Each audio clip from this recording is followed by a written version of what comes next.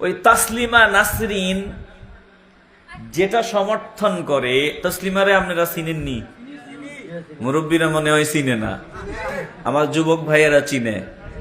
বলেন তো যে তসলিমা নাসরিন নামটা কইলাম, এটা কি আদবওয়ালা না বেদব? কথা কয় না। এই বেয়াদব যদি যেটা সমর্থন দেয়, যেটার পক্ষে কথা বলে, বেয়াদব বলে যে ঢাকা বিশ্ববিদ্যালয়ে নাকি সব জঙ্গিতে ভরে গেছে, মৌলবীতে ভরে গেছে, বাংলাদেশটা নাকি সব ওয়াইজিনে ভরে গেছে, সব মোল্লা মৌলবীতে ভরে গেছে, মোল্লা মৌলবীরা নাকি জঘন্যতম দুশ্মন, এরা মানবতার দুশ্মন। এখন এই তসলিমার বিরুদ্ধে, তসলিমার পক্ষে যায় এমন বক্তা আমগো দেশে আছে যে তসলিমারে সাপোর্ট দেয়, আসেনি? আমরা এদের দলে নাই, এদের সাথে আমাদের কোনো সম্পর্ক নাই, বরং আমাদের মুরব্বীরা আমাদের শিক্ষা দেয়। আমি বুঝার জন্য বলি, ধরেন জামাতে ইসলাম, যদিও নাম আছে ভিতরে একটু ইসলাম, বুঝেননি কথা? যেমন জামাতে ইসলাম ধরেন, ওদের সাথে আমাদের আকীদাগত দ্বন্দ্ব আছে, বুঝার জন্য খোলাসা করি।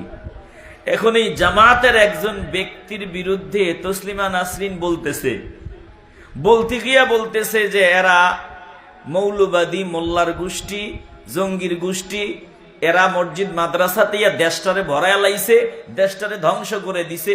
তখন কি আপনি তসলিমার পক্ষে কথা বলবেন? আসতে বলবেন না, কথা বলবেন। তখন কিছু সময়ের জন্য বলবো, ভাই দ্বন্দ্ব আছে থাকুক, এখন এই নাস্তিকদেরকে সাইজ করার জন্য আয় আমরা একটু বুকে বুক মিলাই নেই। কথা কন ঠিক কিনা? নাস্তিকরা যাতে সুযোগ না পায়, মুশরিকরা যাতে সুযোগ না পায়, আমার মাতৃভূমিকে নিয়ে ষড়যন্ত্রের বীজ বপন যাতে তারা যা করেছিল এগুলো উঠায় ফেলতে হবে, এদেরকে আর সুযোগ দেওয়া যাবে না। কথা বলেন ঠিক কিনা? সাবধান, দিল দিয়ে অনুধাবন করে নেন। আলহামদুলিল্লাহ, আমরা মধ্যম পন্থা অবলম্বন করব, বাড়াবাড়িও করব না, ছাড়াছাড়িও করব না।